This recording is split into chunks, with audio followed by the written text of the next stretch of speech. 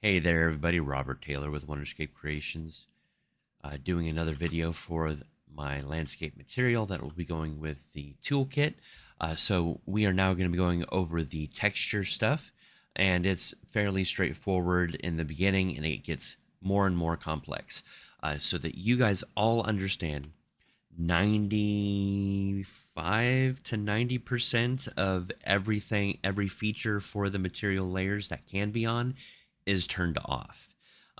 This way, you guys can choose how expensive and how performant your or how good looking your material actually is, because it's a balancing act and everyone prefers a different thing. Uh, so here in the cliffs, I have used mask. If you're using a set of textures that utilizes masks, then you can use this. However, you need to understand that the mask is set up exactly how Megascans does it. So it is ambient occlusion, roughness, and then it's height, but they call it, you know what, I have the word right here. They call it displacement. So ambient occlusion, roughness, displacement. The AO is in R, roughness is in green, and the displacement is in blue. That is how they use their mask. That is how I have it set up. So if you're using Megascans, you're already ready. If you're not and it uses masks, you need to make sure that they have it set up that way. Otherwise, you'll need to talk to me and we'll see what we can do about adding that as an additional option.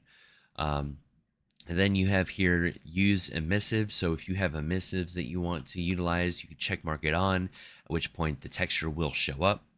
And then use albedo noise, which I'm actually not using anywhere this time around. So let's go ahead and turn that on real quick so that you guys can see how that works. Check mark this. So it already has a default texture. Now, if I come into here, we're going to see, where is it? Albedo, noise, darkness, strength, brightness, strength, and contrast. So let's go ahead and turn these on.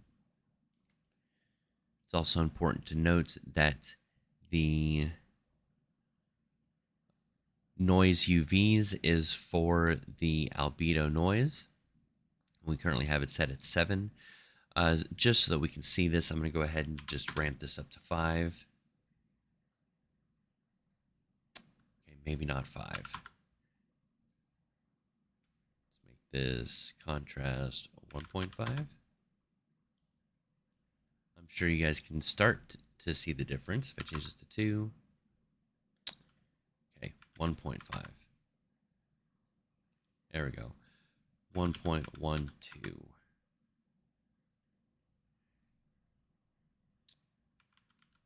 So this is a little bit on the finicky side, but as you can see, we are getting different colors. It obviously currently looks quite ugly, and that was just so you could easily see it, because it is there. It's just harder to see on stone textures. So I'm going to go ahead and turn that off. And now it's all cleaned up. All right. So now that we are done with the albedo noise, obviously you have the albedo, the mask, and the normal. And here in the texture parameters is where all the magic happens. Well, not all, a lot of the magic happens, specifically for the distance stuff. So as you can see here, you can turn on distance UVs, and for the cliffs I do. I'm going to go ahead and make this very extreme so that it is easy to see. So change that to 1. If I get closer, here's that the tiling. Obviously, when I get further away, that goes away. And then if I get even further away, it changes some more. So that's what that is for. You have the micro UVs and then the macro distance. So when does macro start? I have this multiplied by 1 so that we're not having to have a bunch of thousands there. So at 5,000, it starts transitioning. And then macro UVs. So it's the UV size is 30. Global distance. So at 17,500, global starts transitioning. So as you can see, um, multiplying it by 100 is just easier. Now then, the normal intensity and the AO intensity. I'm quite proud of these. I enjoy utilizing them. Obviously, we have normal flattening. I'm going to go ahead and turn them both off so that it's easy to see. There we go. Normal flattening's always been a thing, but you've never been able to make the normal more extreme. So now, let's get even closer here so that we have a clear view of this. If I change this to 5,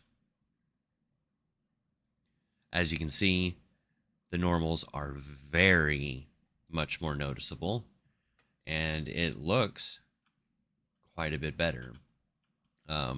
It is a balancing act to make sure that you don't mess anything up, but yeah, that's what that's for. Now then, the AO, if I put you to 10, it does more changes, more so with the shadows than anything else. It just makes the shadows far more extreme.